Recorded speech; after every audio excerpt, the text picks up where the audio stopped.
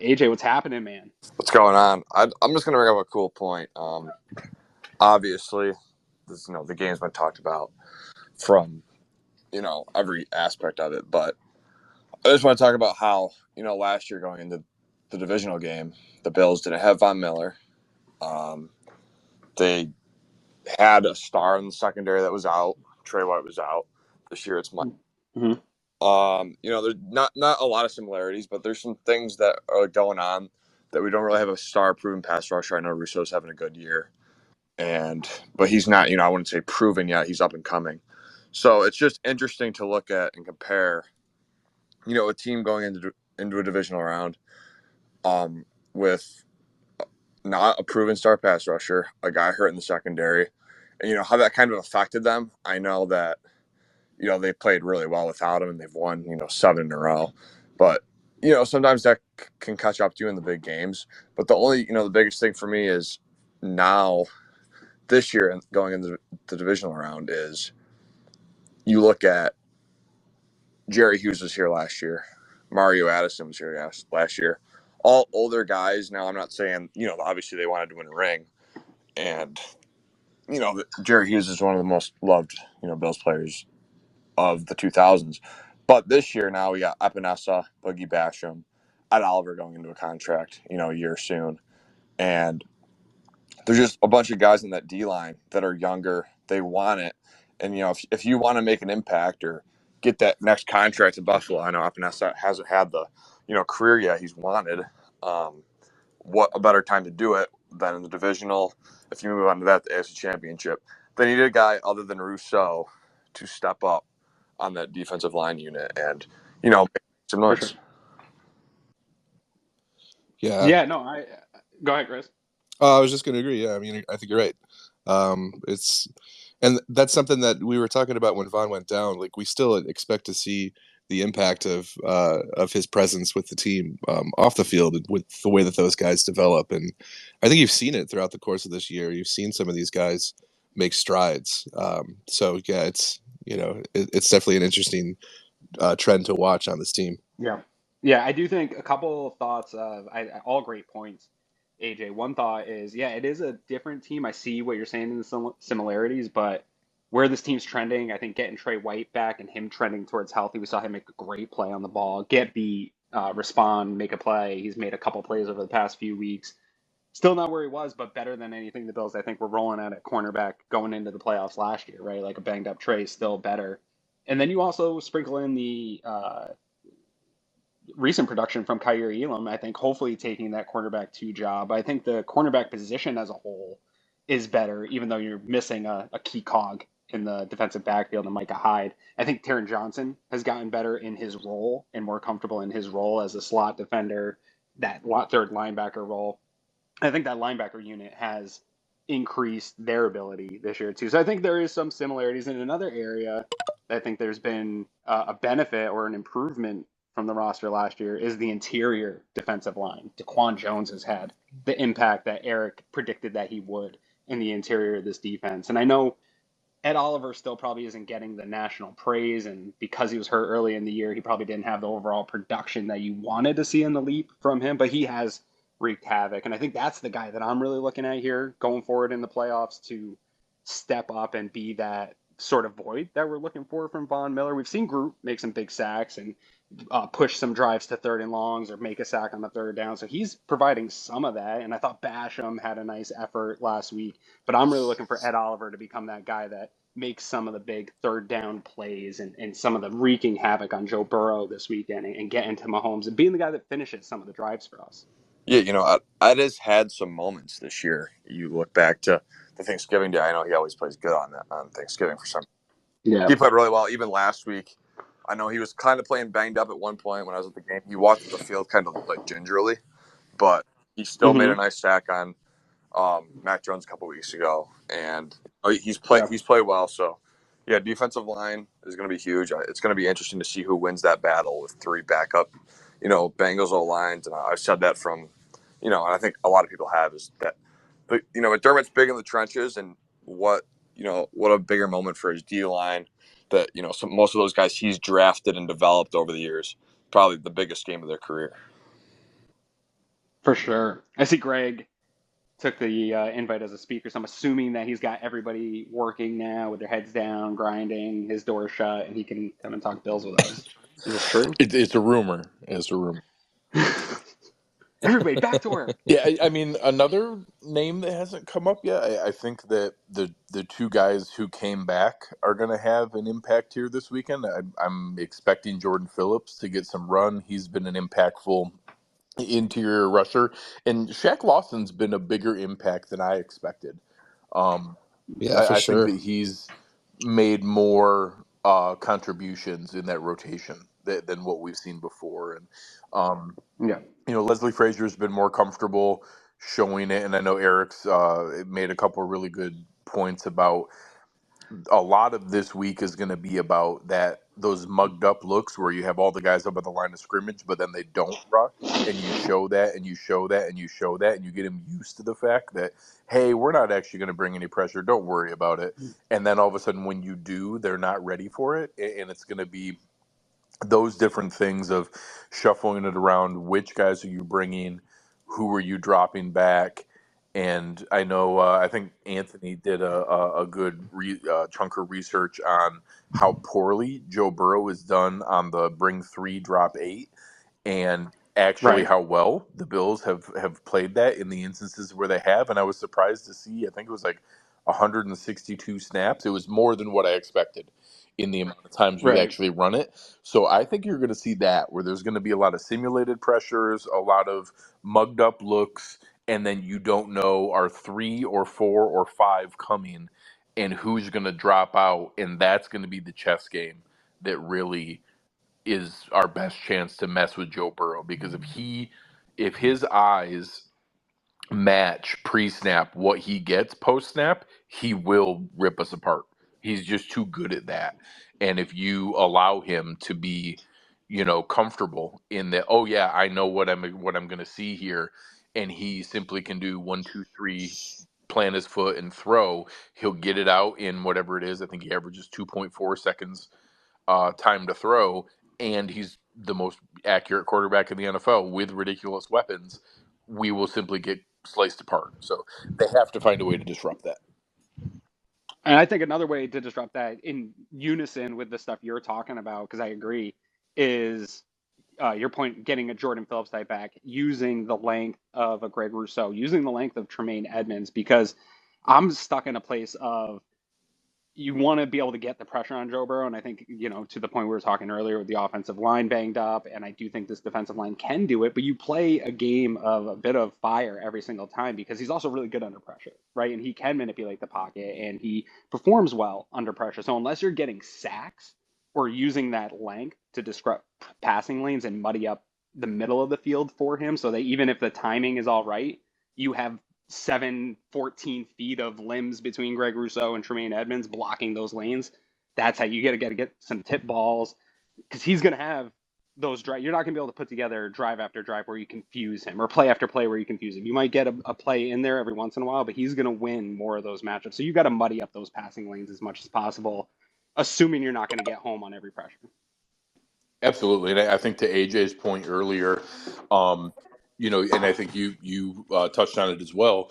The idea that last year we were going into this division round with Levi Wallace and Dane Jackson, and now it's Trey White and Kyer Elam. The amount of flexibility that athleticism and length and reaction gives to Leslie Frazier allows for a lot more versatility. And obviously getting Micah Hyde back adds the ultimate amount of versatility where they can disguise every coverage. But Right. I'm really hoping, that was something I looked at a lot when I went back and watched the game again. Kyer Elam was really good. I really, really hope. I don't know that I expect him to literally take the job and be the every snap corner, but he deserves to start and he deserves the majority of the snaps, and I hope that he gets it. Well, so let's talk about that, because I agree. And Dane did hurt his knee in that last game. We got a Benford coming back. How do you envision not Greg Thompson's use of the cornerbacks going forward here in these next couple of games, hopefully? But how do you think the Bills are going to run this out for cornerback? And everyone's welcome to jump in on this. It definitely should be Greg Thompson's use, just as a point of reference. I expect it would be a huge surprise if Leslie Frazier simply sits down Dane Jackson. The one piece I'm going to cling to is they reached that point earlier this year and got frustrated to the point where they decided, hey, we need to see something new. And we saw a game where Xavier Rhodes played almost every snap. So it is not without precedent that they will pivot. And if they feel like they're not getting what they need and then see flashes from another player, they will, go with the hot hand. And right now, I think inarguably, Kyer Elam is the hot hand. Well, so Frazier spoke on that this week, right? That when was the point where you start to go to Kyer? And we saw Dane getting still a lot of reps in the game before he got hurt.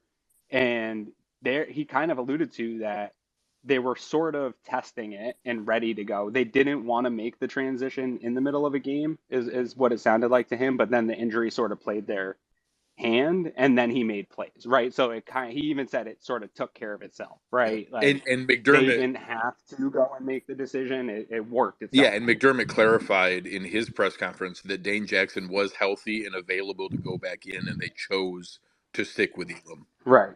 Which, But I do think they are still going to deploy some type of platooning throughout the playoffs. I don't know that. I think it'll still be Kyrie and will get more. I think he takes the share going forward. But just like this running back conversation that we've been having for 3 years, there will still be.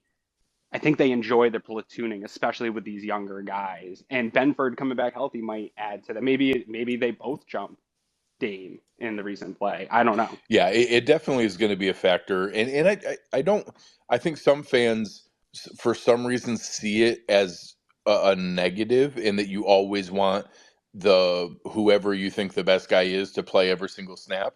And there's value in like actual game reps because we see the injuries, we see the moments that come up, we see the value in having guys that can step in because you've gotten legitimate game reps. So the rotation isn't a bad thing.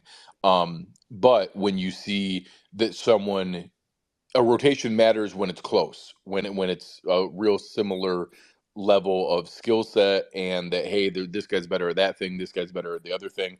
When you start to see someone really step up in that is when it starts to matter, and you want it to be, hey, maybe we need to start leaning into there. We might be seeing it in the backfield where it's now gone from definitively 70-30 motor, 80-20 motor to now it's closer to 50-50. And there's moments where it kind of seems like Cook is maybe even taking the 55-45 lead in that. He's not going to take the job. He's not going to run with it, but they gave him the opportunity. He's shown that ability and gone from there.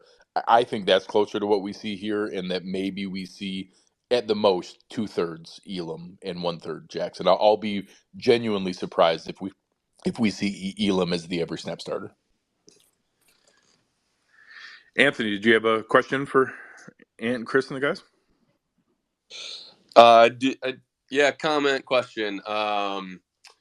In the Dolphins game, I think there was, in my opinion, there's a very under talked about aspect of the offense that I noticed. Allen took 7 sacks, but I think the Dolphins did I hate to use the word phenomenal, but I think they did a phenomenal job of limiting his scrambles. There were 4 to 6 plays where Allen saw a hole up the middle, and as soon as he took off, the top collapsed on him. And I think that accounted for maybe 3 or 4 of his sacks. Do you think that that's something replicatable by the Bengals, or is that just something, a division rival that plays you twice a year that has seen Josh Allen for 8 games? They just have that just practiced into their head that you can't show the hole but close the hole as quick as you can. Because it's not something that we've seen very much this year, frankly, in Josh Allen's career. You know, when he sees that hole and he hits that hole, he's going for 10, 15, 20 yards 95% of the time. Yeah, I thought Miami did a really good job. One, their blitzes they dialed up were working. Even though the Bills put up 34 and 400 yards of offense, they still did a good job hitting home, right? They got as many game-changing type explosive plays that they could possibly get to keep themselves in that game. So they did a bunch of things right. And you're right. I think their interior defensive line did a good job of getting off blocks and containing Allen in the pocket when he was trying to step into those lanes. And I think Greg spoke about it a bunch in our post game. We talked about it a little bit this week of the QB spies. Did a really good job of coming up and contesting Josh right in the pocket and not letting him escape. And you don't see it a lot. To your point about the Bengals, I think same thing Greg was saying about the Bills defense. I think you will see a lot of looks that they present that are going to make Josh think they're doing similar things that people have done to him in the past, but I don't think they will lean into it heavily. I think they'll throw some at him once in a while and use some of those athletic linebackers maybe to be the spy on Josh and send some looks his way. But I think they're going to try to confuse him, muddy up the looks, and drop into zones and hope that their secondary can keep the top on this Yeah, you got to offense. pick your poison, right? I mean, if the Bengals keep spies like the Dolphins did, that's one fewer guy that they can drop back into coverage. And so, I mean, you're saying you want to stop Josh Allen from running, but you're also then at the same time making it a little easier for him to pass. So it's all going to come down to the game plan, I think. But could they do it? Yeah, I think they could. There's actually a double ding for the Bengals because the Dolphins, you have a Xavier Howard. You have some of that strength on the outside where when you take Javon Holland out of the mix to be a spy, it's not a death knell. Well, with the Bengals, the only two like plus players in their secondary are Jesse Bates and Mike Hilton. So they're one of their two safeties and their nickel corner. They're below average or maybe even significantly below average at a couple of the other spots where if you take one of those middle guys out of the coverage rotation, you're making a proportionately larger impact on their ability to cover to trade off going after Josh Allen. And the same thing, Logan Wilson and Jermaine Pratt are positives in their coverage. I think Bills fans don't really realize that they're probably only a half step below Milano and Edmonds as a linebacker pair. That's a damn good linebacker pair that they have that are athletic and move well. And do a lot of the similar things. They're probably a little bit better against the run. We're probably a little bit better against the pass. When you take one of those guys out of there, you are leaving the lesser players in their coverage scheme. So it's going to be something that Lou Amaruno is going to show. Like he's going to do it at some point as they go, but it is not without risk. Like some of the times you're going to need to roll the dice that like, hey, if Josh runs, we're just going to have to rally and tackle. We can't afford to just dedicate a spy here. But third downs, key spots where we know it's backbreaking when he runs for 8 yards on 3rd and 7. I expect them to have that in the mix, but there's also plays where Josh is going to tuck it and go, and nobody's going to be looking for him just like we normally see in this game. It's the same point Aaron made about the Bills' plan for Burrow, and that you can't think you're going to confuse him every single snap. It's going to come down to timing. It's going to come down to who makes the right call in the right moment. These are two really good teams. Both teams are obviously capable of winning this game.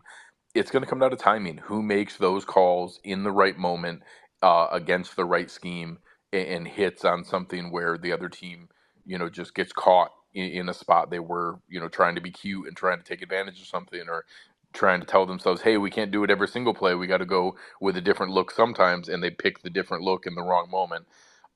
That's going to be a big factor in this game. I do think, too, you'll see some of the spying come from dropping an extra guy into coverage and using one of those more key players, like you said, up along the line of scrimmage as a spy and rushing contained pass lanes and just trying to keep everything in front of them, right? We know that this defense, they are susceptible to big plays. I don't care what the national media is saying about the Bills and their weapons.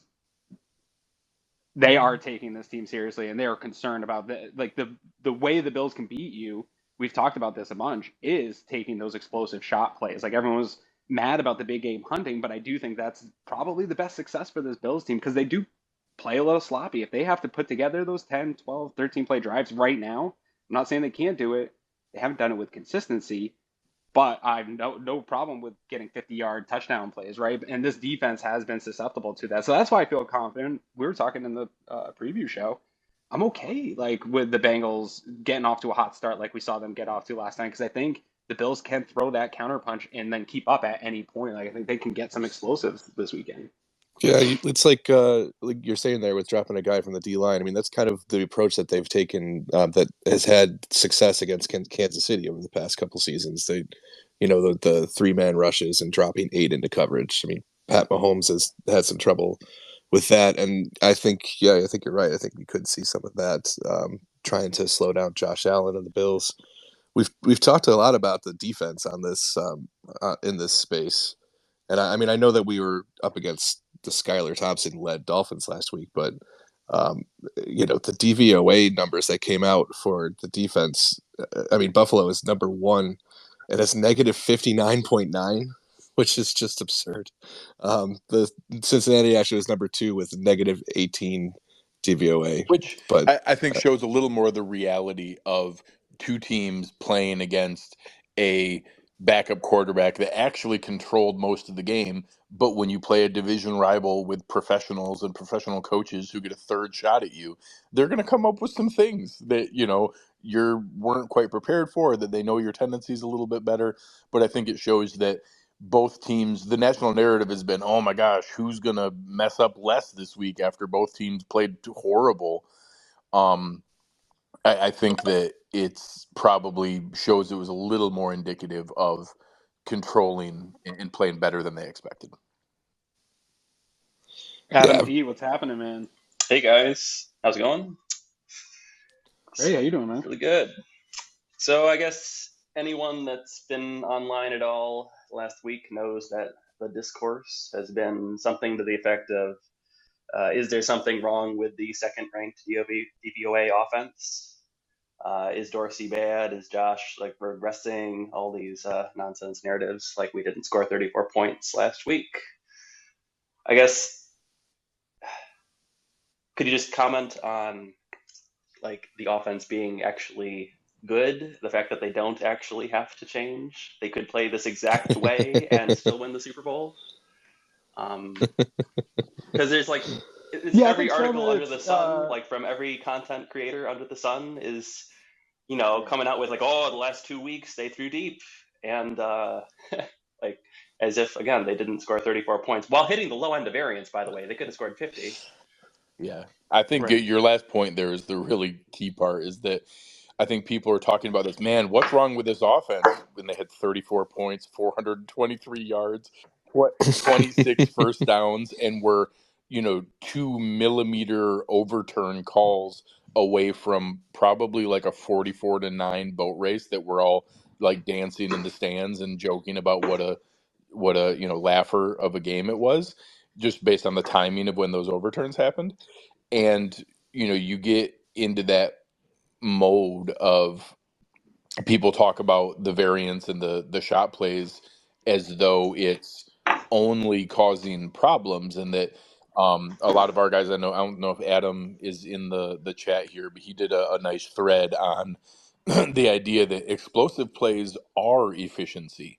That we think of efficiency as the only option is the Bill Walsh, high completion percentage run. But if you complete 5 passes in a row for 8 to 10 yards and move the ball down the field, or you complete a 40-yard pass, both of those were an efficient way of accomplishing 40 yards. It's not as though, of course, it's a higher likelihood that you don't complete it. And we saw that in the frustrating drive that everybody clings to with the shot play to Gabe, sack, everybody clings to that one. Well, the other ones where you complete it, that's a really efficient way to move the ball down the field too, but you don't think of it that way. So, I'm hoping that it's just enough of a wake-up call that they dial it back a little, just enough that Josh does take a few more of the available checkdowns, But anybody who wants to take that away is crazy. It's why he's awesome. Yeah, no, and I firmly believe, Greg, you know this 100%. I believe in toxic differential. We haven't been able to track it in the same way that we have in the past because league-wide statistics, Warren Sharp stopped tracking them, which I DM him still every once in a while. Just be Like, like, hey, hey, it'd be really what cool if you happened? added that back in. Just FYI. I missed it. What's up, Warren? What you doing? But I believe in it firmly. I don't believe it's predictive, but I do think it is more important than I think there's ways to win in the league. You can do the Shanahan stuff, but even he generates explosives, right? It is about getting those chunk plays because we talk about this all the time. The best defenses in the league are also tend to be a bend but don't break, where, okay, we're going to challenge you. Go 10 to 15 plays consistently 4 to 5 times throughout a game to beat us. Like that is a really hard path in the NFL. The game is trending towards players that can extend plays and break explosives. And so you're seeing it matter more. And I do agree that we need to rethink the way we think of efficiency. And I think that stat you shared the other week, the Havoc one on defense, like that all Yeah. plays into it. If you have a team that can create high variance plays, like you should get more success than not. We've seen that the Bills are winning games at a high clip. Yeah, I got to drop here and take care of some actual work here in a moment. But it's good talking with everybody, and looking forward to a great game this weekend. Thanks for jumping in Perfect. here, Greg. Good talking with We you, man. got some other speakers. I appreciate you, Greg. We got Whittle on the mic. And then Joe, we'll get to you here next. Whittle, what's happening, my man? Hey, what's up, man? I just wanted to. I like the whole point of being efficient with taking big shots. Obviously, your yards per play, all those different things go up every time you hit a big shot play. But part of the way that a lot of teams part of the way a lot of teams find success against Cincinnati is by eating up the clock. If we eat up the clock, I mean, we know we can score with anybody. We score 34 on our terrible nights. So if we have a good night, you're looking at a 40-plus point game from this offense. But what I want to see is us kind of take some of the air out of the ball. Yeah, it sucks to try to string together 10 to 12 play drives when you're throwing 80% of the time. But we showed effectiveness in running the football. If we could tie some running, if we could tie some commitment to the run, um, things where we're pinning down on their defensive end and getting these linemen in space against some of their defenders. I think we can see some success with that. And then that makes the shot play a little more. That makes the shot play hurt a little more when it happens. It also frees up. Um, it also frees up some of those throwing lanes down the field because the more you run the football and the more effective you do it, you're dealing with linebackers and safeties kind of creeping up to the line of scrimmage, leaving Cam Taylor, Britton, Eli to shower apple one-on-one coverage. Chris, I gotta flip this one to you here for a second because in my preparation for this game, something that I think I kind of missed maybe in our preparation for the Monday night game is, and maybe it got exposed in the second half of that Bengals playoff game. I think the Bills can have a lot of success on the ground in this game, and I think they could do it with James Cook, your boy. I think you do it with stressing how athletic and aggressive those Cincinnati linebackers can be in the same way teams stress Milano and Edmonds over the years and get some misdirection stuff, whether it's with McKenzie or Hines or even adding Singletary in there and using the RPO looks and finding ways to get those linebackers moving and take advantage of the speed that you have. Because I do agree with James Cook one-on-one with some of these corners in space or getting a step on those linebackers. I think you got explosives baked in there all night. I don't so much care. I get your point, Whittle, on the time of possession. I'm not a big time of possession guy, but I do think they can lean into the run back to the explosive conversation. What do you think, man? Is it let James Cook time? Well, I mean, especially if you're talking about them playing a lot of three-man rush and drop 8, like we were just talking about, that's going to create some space for the running backs. I mean, and I know that the idea there is that they're going to try to keep everything in front of them and run up and make the tackle. But if you're leaving that much space on the line of scrimmage, someone like James Cook or Devin Singletary can get in there and they can rip off 5-7 yard gains pretty consistently, I would think. And if that's what the Bills need to do to move the ball down the field, I mean, I'm all for it. I love the I love how the running game has developed over the course of the year and the emergence of James Cook. We've been talking about it a ton. And yeah, if that's, I certainly wouldn't mind seeing them focus on that. And I think if the Bengals give it to them, then they're going to take it. And we're talking about this idea of keeping Josh in the pocket, which I agree Miami did a good job of, and the Bills were dropping back to pass a lot. I think you're in a position now where it's divisional round, it's all good teams, the margins are super thin, and your season can end abruptly. I think it's time to unleash Josh as a weapon in terms of more design looks. We saw Huntley have success with it against this defense, and I think there's going to be some meat on the bone for some more stuff where it's Josh, power sweep, lineman out in front of him, and it's, we're going to go balls to the wall in this game because it's elimination. To me, with the Josh stuff, it's like, I like it the most when they use it very selectively. Like, it's either a tone setter early in the game that make them think it's coming at any point. Like you've got, like, in the scripted the scripted plays, you've got a couple of them in there, and then you kind of go away from it. But they always have that specter of it looming throughout the rest of the game. Or it's like the third or the fourth thing you try when other things aren't working, and then you can kind of open things up that way. But yeah, I actually wanted to. We started to touch on variance a couple minutes ago, and I wanted to jump back into that for a second because about a month ago in this space, I was talking about the variance of the teams that were in the playoff hunt, and I was looking back at those numbers now that we're down to 8 teams. And it's pretty interesting, honestly. I mean, you've got 6 of the remaining 8 teams are the top 6 teams in terms of overall DVOA over the course of the season. But the only team that is anywhere close to the top in terms of consistency is the Bills. Listen to this, man. The closest is Philadelphia with 8. They're the 18th most consistent team. Cincinnati is 22. KC is 25, San Francisco is 29, and Dallas is 30. So you're talking about some very high variance teams that are left in the playoffs. And I think you saw some of that last week with Cincinnati not playing that well against Baltimore. And frankly, I thought they were kind of lucky to get out of there with a win. So much of it hinged on that 14-point swing with the fumble, the fumble 6. Sure. Yeah, I don't think they were going to score offensively. Probably the rest of that game was the offensive line once Jonah went out. I do think, Joe DeRosa here saying, sorry guys, my Wi-Fi is awful here. He was going to say the same about Bengals 3-man fronts. Bills getting them out of the look with Cook and Allen design runs. Yep. They'll have to earn man situations for Diggs, Davis, Brown. I agree. You have to get those looks, force the Bengals to give you them. Stuff like that. But yeah, in terms of variance, I think the way we talk about it has changed. I think Josh and Patrick Mahomes have led a lot of this conversation about variance changing as well in the game. And I think it all goes back to offenses are getting more explosive. Guys can create plays out of structure. You're seeing defenders play within that framework. And I think it's just the evolution of the game that variance isn't necessarily the negative that it once was thought of. Even talking about that Monday night game, we had people immediately on the Bengals side assuming the Bengals were going to boat race, and on the Bills side really concerned about how that game started.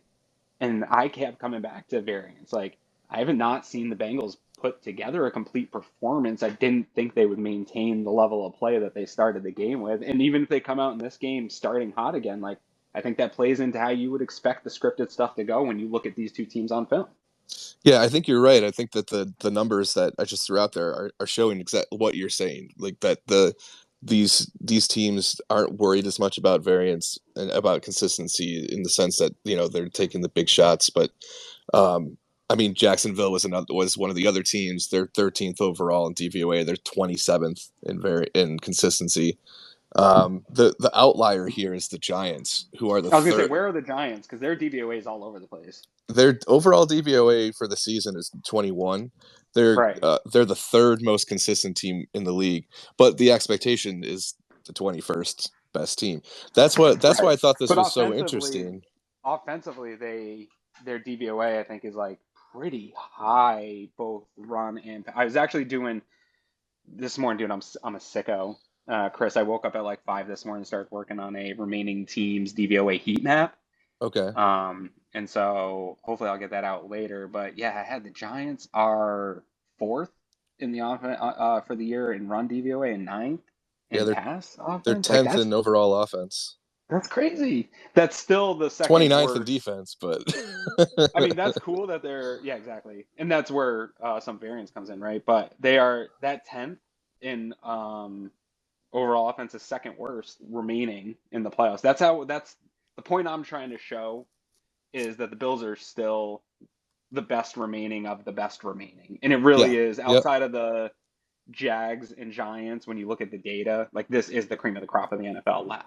Yeah, that's the point I was trying to make was like the Bills having the 6th most consistent team and the number 1 overall DVOA is just really interesting to me when everybody else is like bottom third of the league in terms of consistency and they're at the top in terms of overall DVOA.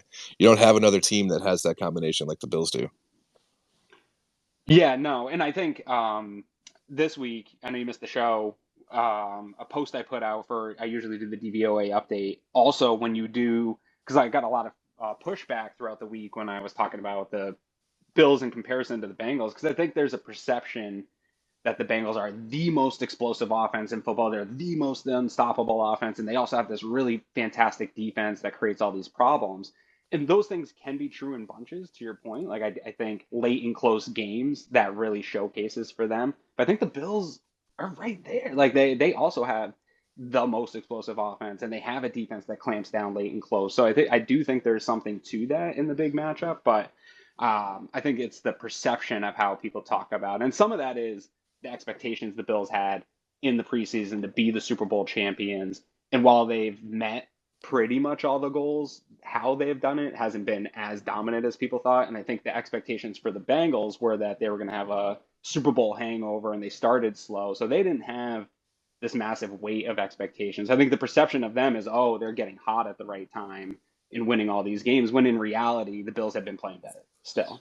People are always looking for that team that's coming on, right? They're always looking for the, to heap praise on the team that is coming to, take down Recency bias, yeah. Yeah, exactly. It's a flavor of the week. Like it's always there's always that well, I mean, people want to talk about something different too. I mean, I can't I wasn't doing this during the Patriots run, but man, I would guess it got pretty boring to talk about. For sure. I think KC's probably not getting enough respect to still being such a great team too. Right, Caught up in because all this people because are it's not sick sexy of anymore to talking talk about them. Yeah, exactly.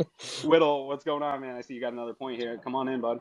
Yeah, I'm glad you guys are bringing these points up, and I also look like you just said, Chris, about the Bengals are getting hot at the right time. I looked at their last 3 games. One against the Buccaneers, where they were absolutely getting dog walked until Brady just turned the ball over left and right over and over and over. His stat line, I mean, of course, the turnovers hurt, but his stat line, like, absolutely dwarfs what Joe Burrow put out there. Mac Jones had a bad game. You know what I'm saying? Like, they're getting hot because teams are turning the football over, and that's a credit to their defense. But like, they're being viewed as this offensive juggernaut. I don't think they adjust well in the second half, or I don't think they adjust well offensively from one half to another. If they start off really, really slow, they could have a hot second half. If they start off really, really hot, they can go, cold in the second half, kind of like what they did against the Ravens. Um, but what bothers me about our team and what makes me nervous is that when Josh goes to sugar rush Josh and makes bad decisions with the football, or McKenzie or Gabe Davis have bad drops in bad spots. Teams that should not hang around with us hang around with us, and that's where I feel like that's the opening where we can really get hurt. So I was encouraged to see Gabe Davis at the jug machine after practice. I'm He owns praying one that he apparently. took. Yeah, he does. He does. I saw the little video he did. He would do it every morning, like 200 balls, 40 some catches off of 98 targets. don't tell my story, but whatever. Playoff game is here. So Yeah.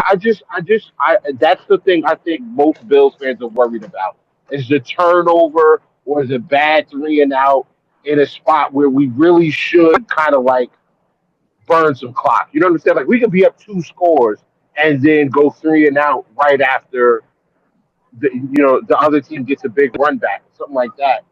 And then momentum is swinging their way. Football is a very emotional sport, et cetera, et cetera. I think that's what people are most worried about. That's what I'm most worried about is the bad turnover or the bad decision or the bad three and out in a spot where we allow a team that shouldn't be on the field with us stay on the field. Yeah, I think so. I think they are probably internally having those same conversations, right? Like, we had Joe Goodberry on, and his concerns were, yeah, everybody's talking about how explosive this offense can be, and it looked great on that first drive against Buffalo. But to his point, he doesn't feel like Jamar Chase has fully recovered from that injury. He thinks T. Higgins has struggled since the Bills played in that incident with Damar Hamlin. He even had some concerns with Boyd. So I think it's hard when you get to this time of year and you have these preconceived notions about teams and then you see all this data, you see the amount of wins that teams have, and you hear the national news. I think some narratives get out there about who these teams are, when at the end of the day, I think we all really know who these teams are. And this one's going to be a coin toss. Like both teams are going to have to bring their best game. They're both well coached defenses that present a lot of problems, a lot of looks. They're both offenses that can be high variance and explode at any point. So this is the best matchup in the NFL, and I hope it lives up to the billing for sure. I see Buffalo Bills Reddit in here, and I feel bad because we didn't get them in last time. Because when I'm doing these spaces, I only see Buffalo Bill, and I feel like it could be anybody. I got to click on the name. So Reddit, what's happening? Hey guys, how's it going? That's no problem. I guess my question for you is with Isaiah McKenzie coming back from the hamstring and presumably back in the mix for this week, who do you think will be the odd man out in the wide receiver group? And what's the best way for us to get after the Bengals secondary, which is pretty good, but does have some vulnerabilities, like I think they showed last week, Eli Apple getting cooked a couple of times, so... You want to start on that one, Chris? I'm not sure. I have a hard time predicting what they're going to do with the wide receiver room, to be honest with you. Are we getting Crowder back? Like, what's I mean, I liked seeing Shakir get some more looks, and I mean, we were talking about that play that ended up being a drop and the swing right from like, oh my God, there's Khalil Shakir, this huge catch, and then it hit the ground, and it's like, man, what the hell? That guy sucks. But Yeah. Dude still had a good game though. he did, yeah. And that's not my perception. That's like what Yeah. what I saw out there Right. in the ether. Right. So yeah, I don't know. Who do you think, Aaron? Do you think Yeah. they're So again, this is like I told Greg earlier with the quarterback conversation. Like, don't tell me what Greg Thompson would do. Tell me what Aaron McDermott will do. I'm going to tell you what Aaron Quinn would do. I'm out on McKenzie, dude. I am. I thought that maybe he changed my mind this preseason. I even apologized a little bit for being so out on him. And it's not even necessarily anything he's done, although I don't think he's owned that moment of taking that slot job. I just think he's redundant. I really do. I think he's undersized. I think that his speed is impressive, but for me, it's straight line speed. He's not super shifty. I can outrun you in man. I can drag routes. If the screen has a hole, he can hit it, but I don't really see him making guys miss outside of the punt return success he's had in the past. And so for that reason, I am out on him because I think Khalil Shakir provides the same speed, but with more versatility, more attacking at catch point ability. And so I would go that way. But I think the Bills trust in him, and I think that Josh Allen trusts in him, so they're going to utilize him in this offense in that slot. I think the real interesting conversation about this wide receiver room at this point now is who's going to be the odd man out for game day inactives. right? Yeah, are they bringing up Beasley or Brown or what's happening here? Yeah. It's Ian, nice to what's have happening? options. You there, Ian? How's it going, Yeah, I'm man? good, thanks. How are you guys?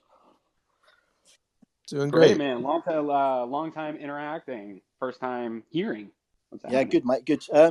that last guy actually stole a bit of my thunder because my question was going to be about the wide receiver room as well, about who we thought would get inactive and who we thought we'd bring up. So it's kind of taken my thunder a little bit, but that's all right. Well, I think to speak to the inactive, because we didn't really answer that. And AJ, you're welcome to jump in. Reddit, you also. Whittle, you're welcome. Everybody's welcome to jump in on this. For me, I think it's John Brown is inactive, and I think we saw enough from Gabe and trust in him being playoff Gabe on the outside. I think Shakir gives you the versatility on the outside if you need it in the game. But I really think that even though Beasley's limited, I think there's a role for his usage in this offense, and he does something nobody else does in terms of getting in space and zone. And I do think they like McKenzie for his horizontal ability to stretch the field. So I think it just puts John Brown as the odd man out in this group when everybody's healthy and able to go. Yeah, I agree with that. Okay. I think it's going to be McKenzie back in and then setting John Brown just because they seem to like everything that McKenzie can do with the trick plays operating behind the line of scrimmage, even though, like you said, it does kind of seem like McKenzie is redundant at this point, but he's kind of like that Swiss Army knife where if you put him on the field, you have Hines and kind of Beasley and kind of Shakir and kind of Gabe Davis rolled into one like C- package of all of those skills. So I do think they like that. I don't really like McKenzie. I'm not gonna lie about that, but I think they do like what he brings. Yeah, I agree. I think that was pretty much what my thoughts really. And I know there's been a bit of talk about Shakir, will he or won't he? Will he sit because he's rookie year? But I think if they're going to lean into the run, like you said, a bit more, he's probably the best pass blocker out of those 3 or 4 that make him up or be inactive. So yeah, agreed. Really, I feel like Shakir is a pretty safe active bet. He's trending in the right direction, and I think you really need him to be, right? I think you've got these rookies right now that are actually playing huge roles in a potential Super Bowl run for this team, which is making Brandon Beane's draft look pretty great, right? You got Cook, who we talked about earlier. Really, we are kind of relying on him leaning into this running game, taking over that the majority of the snaps. We're talking about Elam taking over the majority of snaps, and I do think Shakir is playing his way into showing that McKenzie is a little redundant and I can do those things and I can be more aggressive at the catch point and I can get more yards after catch, which I think is an underrated ability of his. And his development going forward is going to be massive. We're talking, if you're looking forward to the offseason at all, I think there's a lot of conversation that the Bills don't need just one wide receiver to fill in this room, that they're going to have to go get 2. And so development from Shakir going forward, these are the kind of players that as the cap squeezes against the Bills and they back up into it, getting these guys to pan out early on in their career with good playoff experience is so invaluable at this point where the Super Bowl window is for this team. Yeah, it's just great experience to get for sure. And you got Christian Benford, right? A huge draft pick, who, if he hadn't been injured, would have made. I'm sure he would have made an even bigger impact on the season. But you saw him flash, and we're getting him back now, so you never know. I mean, he could play a role down the stretch here too. For sure. I think my biggest concern that I keep coming back to in this matchup is, again, I think it's a plus at the cornerback position right now, the way that's trending, the way I think they're going to roll it with Elam and Trey going into this game. I like what Marlowe did last week. I like Marlowe as a player. I think smart quarterbacks like Joe Burrow with good offensive coordinators, the Chiefs next week, he is going to be out of position. He's going to be a little too unathletic at times where there's going to be opportunities where he's exposed. It's just this level of play in the playoffs, especially, again, when you're dealing with some high variance. Maybe he can make some plays. Maybe he holds his own. But that big of a hole in the secondary, I think, is really difficult to overcome. And the Bills sort of masked it a little bit last week. Luckily, I don't think they were going against an offense that could really test it. I do think that gets tested a little bit more. And I think they tried to create some conflict and attack a guy like Dean Marlowe. If there's a spot to attack in that back 7, I'm trying to get Dean Marlowe in conflict, right? Oh yeah, I mean, if that's not like at the top of their game plan, then their OC doesn't deserve his job, right? Like that's the obvious place to attack. And I mean, the Bills do seem to be able to scheme ways to help right? We can, like you were kind of touching on there, like we've been able to um, create ways to cover that weakness. It puts stress overall in the secondary, but and I think that you're absolutely right. It only gets harder when you're up against offenses that have a higher level of talent than what we faced last week. I mean, I know that obviously Hill and Waddle are at the top of their position, but Yeah, but Skyler's at the point, Skyler, not at the yeah, point where he's looking off safeties and moving safeties with exactly. his eyes and those intricacies of the game. He's just trying to figure out what defense is going on so he can get the ball out and run for his life, right? Like that's where he's at his point in his career, and good on him. I actually thought all the circumstances that Skyler Thompson faced, even though it didn't look like a great, box score for him, hats off to a guy like that to come in Yeah, and yeah. and get a big game like that. Tough situation to come into. Yeah, I thought he showed up fairly well, and considering the circumstances. Yeah, for Um, sure. But Joe Burrow, this is out in the ocean with the big sharks now, and this yep. is a guy that can manipulate defenses. And if to Greg's point earlier, if he sees the look pre-snap and it matches what he sees post-snap, man, you better.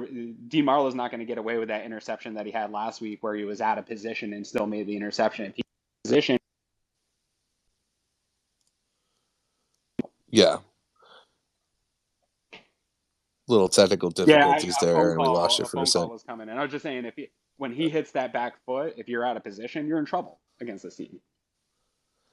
That's true. And I mean, I will say, like, and I know that you've said this 100 different times over the past seasons, but the Bills, Sean McDermott and the defense, they are good at coaching these guys up and putting them in a position to succeed despite their uh, lack of that top end athletic talent.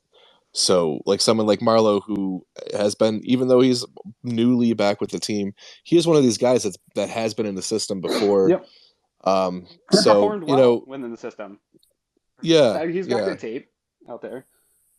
So I mean, like, yes, he's certainly going to be the guy to attack, but I feel like there's still a chance that he could show out fairly well and at least not get embarrassed out there.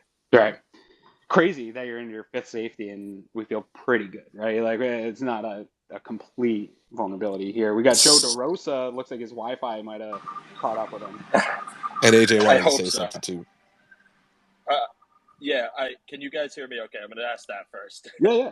Yeah, we got you. Oh, my God. I'm so sorry, and I apologize if it cuts out. I have no idea what's going on with any place I try to connect to these spaces. It's so weird. But all I was going to say is that ask you guys if you think there's a possibility that Rousseau lines up in the 1 or 3 tech spot over the middle to take advantage of some of the injuries Bengals got on the front. Yes, actually, I think that's a great point. And well, also, if Jordan Phillips can play, I talked about it earlier. I don't know if you were on, Joe. I believe very much in utilizing the length and the traits that you've acquired on this defense to muddy up some of these lanes. Because my concern is, I think the Bills can get pressure against this offensive line. I don't know that they can convert pressure to sacks. And if you're not converting pressure to sacks against Joe Burrow, that is where the high variance stuff can come in terms of the big play capability where he can push the ball down the field. He thrives a little bit in pressure and chaos.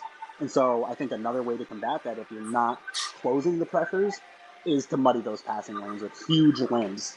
Men that have 7 feet of arms, you got 3 of those clogging the middle of the field. That's tough to pass through. Yes, I agree with that completely.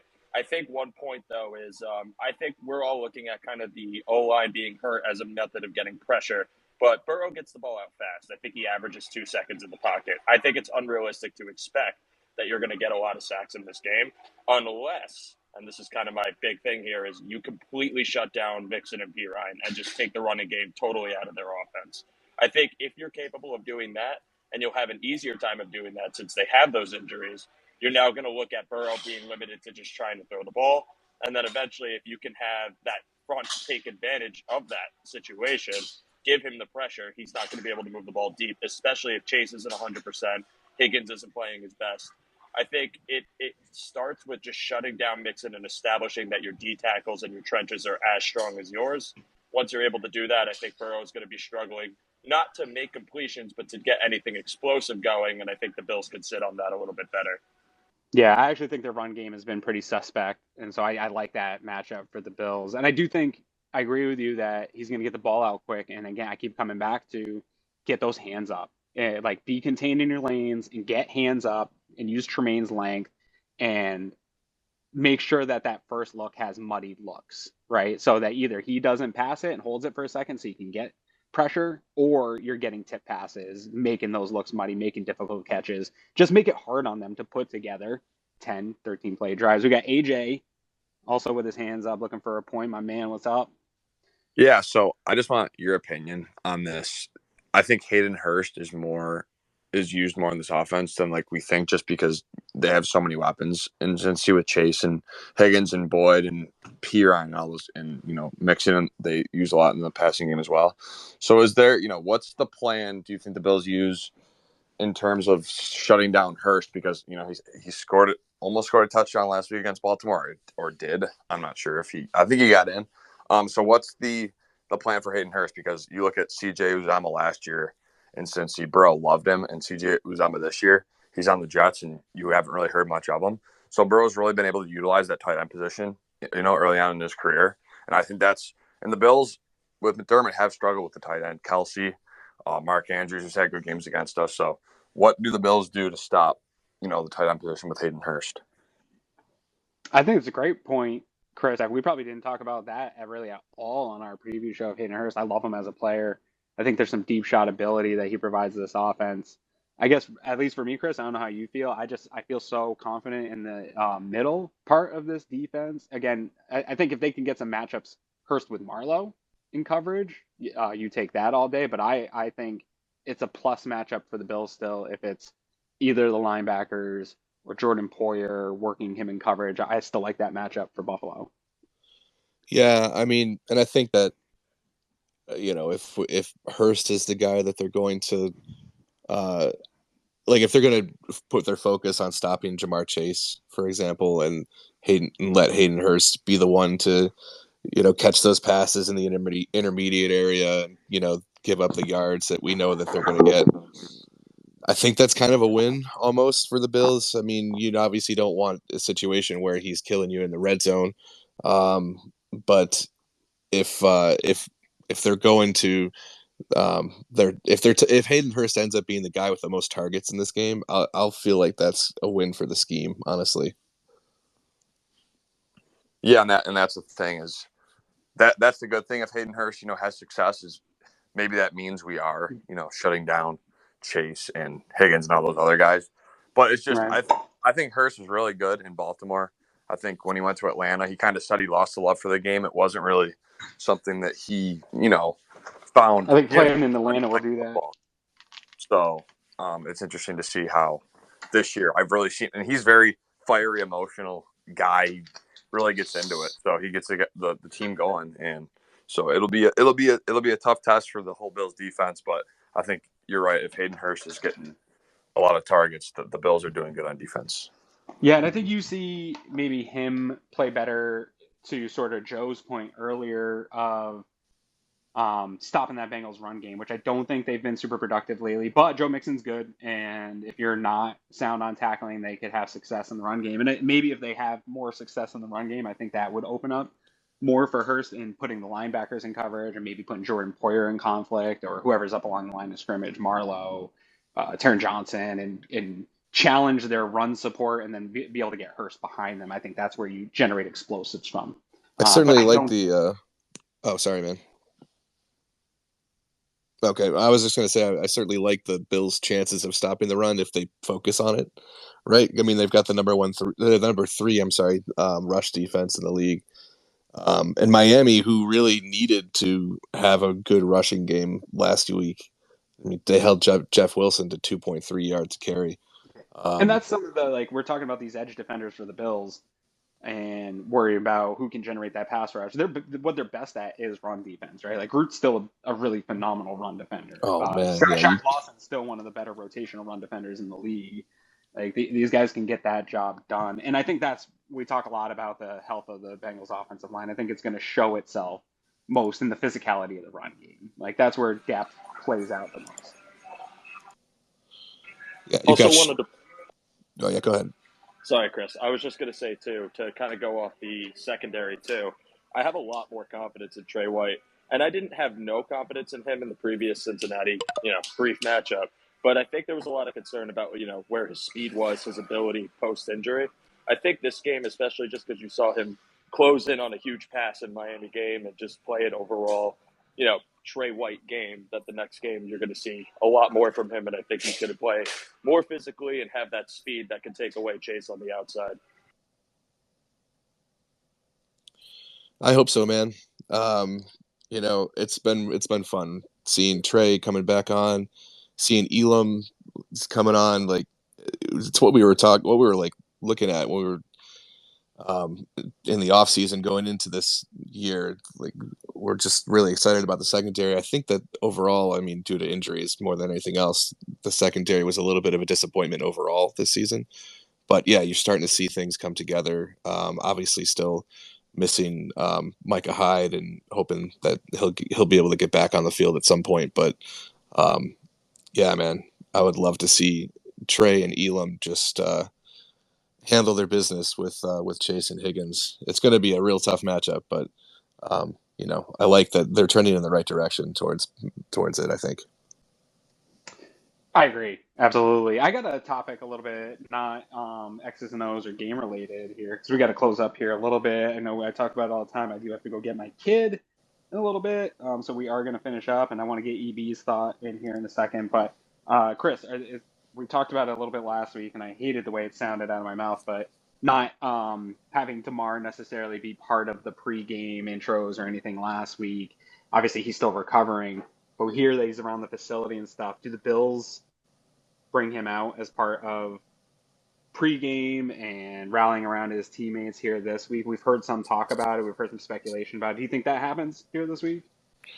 It might. I think that honestly, the lift that the team gets has probably already happened and is continuing to happen. Like the fact that he's been around this facility and continues to, I think that they've already kind of gained that benefit.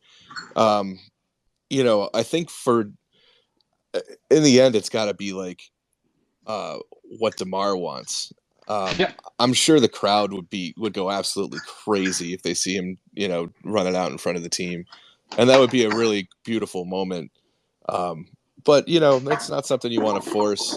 If it's something that Damar wants to do, then yeah, man, get him out there. I would love to see it. Yeah, I agree. I think that was well said. EB, what's happening, my man? Good morning, Aaron. Chris, you guys hear me okay? Yeah. Fellas, thanks so much for always hosting these. Just a quick question, and this is kind of comedy, but we've been waiting for the Dorsey Bobby Hart eligible receiver all season. Are we going to get it this week? He's been eligible. It's just he hasn't gotten any That's targets what I mean. yet, Is this the week? Like we know that Dorsey and Allen have that in their back pocket. I just think it's funny. I hope we see it. Can we just talk about for a second how Bobby Hart has gone from like the absolute doormat of the team to like he's legit the swing tack, the six offensive lineman. I mean, he's definitely providing value to the team. It's been an interesting trend to watch for sure. Is that showing Aaron Cromer's a mad genius? That he can make Bobby Hart a consistent, productive member of our team? I mean, it's not like they don't have other guys around who could have, competed for that spot. I mean, he's not just the last big body. Yeah. Right. Yeah. I mean, we lost Tommy Doyle, obviously. That was, he probably would be that guy if he was healthy. Sure. But, there are other guys for sure around the practice squad. And, I mean, Bobby's been holding on to that role. I mean, clearly they like what he's doing, and I think we've seen some positive stuff on tape too. So for sure, a year ago, Bobby Hart would not have been this high on a question list in the divisional round. Anyway, guys, go Bills. Yeah, thanks for jumping in, man. Yeah, I mean it's about role too, right? Like you probably don't want Bobby Hart as your starting tackle, right? But and when you're bringing him in as the extra offensive lineman, or I mean, I thought he actually filled in at guard fairly well when he had to for a little bit there. But yeah, it Well, would be I kind think of that's funny to see an it. interesting point, though, because there's been a stark difference, I think, in Brian Dable and Ken Dorsey, outside of some of like the real nuanced stuff of this offense, is Brian Dable really played into some of the more trickery stuff, and really especially in the playoffs, right? And maybe that was more, some of that came when they didn't have as much talent. I remember the Texans game, there was quite a bit of sort of more trick play, deception type play, but we've seen it against good teams. Is that the game where Josh caught a touchdown Yeah, pass? right on that first drive, they came out and then threw out some trick stuff. But we've seen it, not just, we've seen it in some big games too, where Dable was willing to go to some trick stuff or looks you didn't see, and we've seen Dorsey play with that as an eligible receiver. It is now the time to throw some of the kitchen sink. Like, if Dorsey he's got to have some trickeration built into that playbook. We haven't seen it. Do you pull it out in this case? Is it something you pull out to jump out to a lead? Is it something you only pull out in desperation? Like, where are you at with some of that stuff?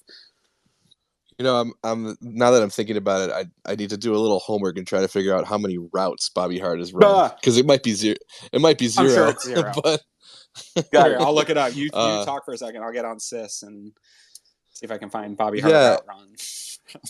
We were sort of talking about this going into the Miami game, like whether you bring out new wrinkles in the offense in time for the playoffs. And it's possible you might see some stuff that you haven't seen before, but I think it's probably more likely that you see like little twists on things that have been in there all along. Because it's all a chess game, right? Like, you put stuff on tape, and then like what another team would do to defend it, and so you kind of put another wrinkle in that goes as that matches up with the defense for the first thing, right? It's all like it's like a dance over the course of the season, and yeah, you might see something that's out of left field, but I think more likely than not, it's just going to be similar formations, similar personnel groupings, but kind of playing with them a little bit, and those like kind of like little variations that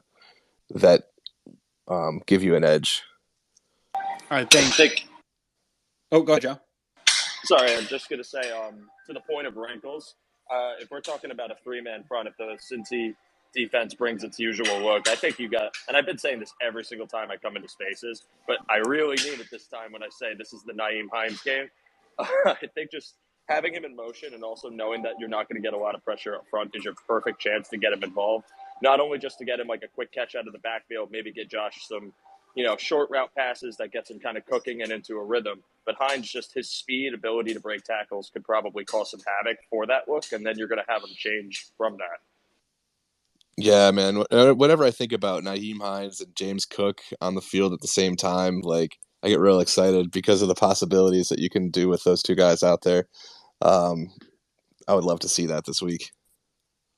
So, and if you think back to the Indianapolis Colts playoff game a couple of years ago when they had Jonathan Taylor and Hines at the same time, Hines ended up like taking over the second half for them. Basically, he was huge in their comeback with a bunch of explosive plays. So I definitely think he is able to deliver a lot of that if he can get open space. Do you remember, were those runs, or was it more catching passes out of the backfield?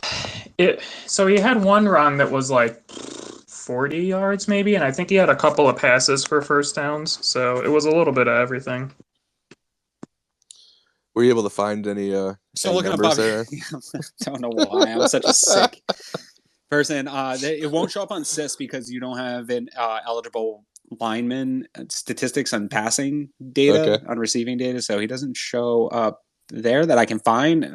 Eric might know. He knows SIS a little bit better, but I don't see it there. And so when I go over to PFFs, I don't see anything in terms of, obviously there's no receiving depth because he's had no targets. On receiving, it shows he has 34 pass snaps, 5 RCV, which I gotta find. What's RECV on PFF is PFF grade 4 pass routes. So he does have a grade on pass routes of Let's 5. go. All right. 5. 29 of his snaps were pass blocking. So maybe that's what it is. No, 5 routes run. But his receiving grade is a 47.4. But he has no target. So he's ran 5 routes, and they were not graded. So interesting thing, if you look on Player Profiler, the best comp they have for Bobby Hart is Quentin Spain, randomly. I got nothing good to say about Quentin Spain, so I really don't. I liked him as a player. I wanted him as a free agent. I hated the way he handled himself, so I got nothing for him. But we got to wrap this up. So I just realized that it's 10:43 here. Anyone got any final points? Any excitement? Raise your hand if there's anything anyone wants to say. Otherwise, I'm going to ramble a little bit here because I talked about it on our show. I talked about it for weeks here, Chris. I think Joe Marino did a good job on his show here this week talking about it, of enjoying the success that this team's had. 3 trips to the divisional round, 3 years in a row, playoff appearances 4 out of the last 5 years, being, statistically one of the most potent, explosive, best teams remaining out of the best in the league. Just enjoy it now. It could end on Sunday. I don't know. Maybe it does. That'll feel like a failure in the moment, but the Buffalo Bills are one of the most active, successful franchises in the best sport in the world. And while that's happening, I don't know when it's going to stop. I might get this for the next 10 years and be able to just savor it. But until that happens, I'm going to savor every single moment. I want them to win. I have anxiety going into this game, but dude, enjoy this period of time. Yeah, I lived too long without a playoff team to not appreciate each moment that we're going through right now. It certainly won't end for good on Sunday. Like next year they're going to be very good again. Yeah. So keep that in mind if this goes the wrong way on Sunday.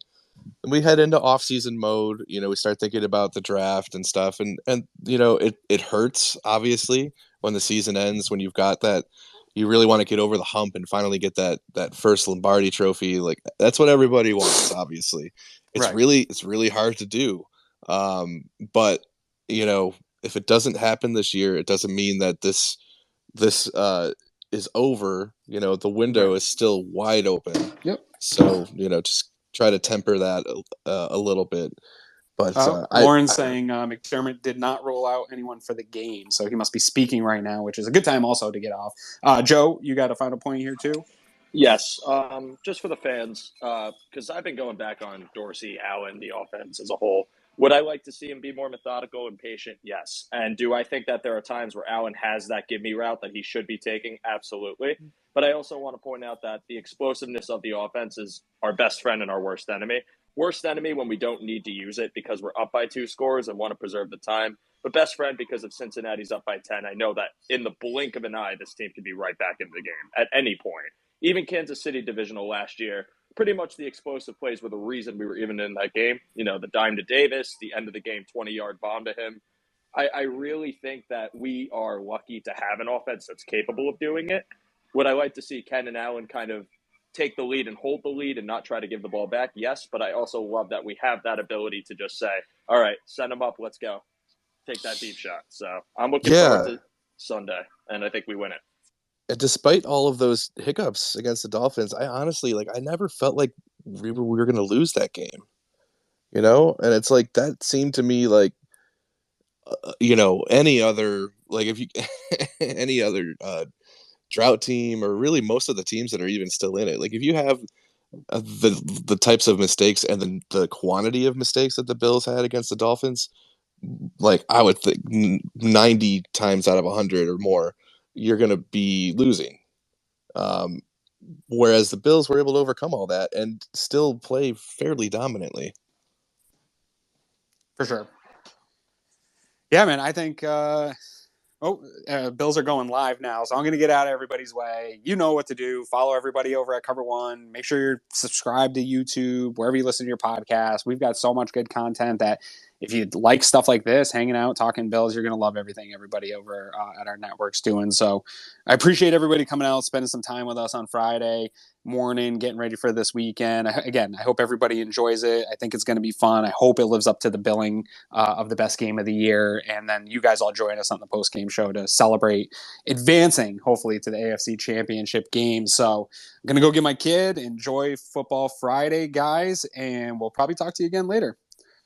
Go Bills. All right, go Bills.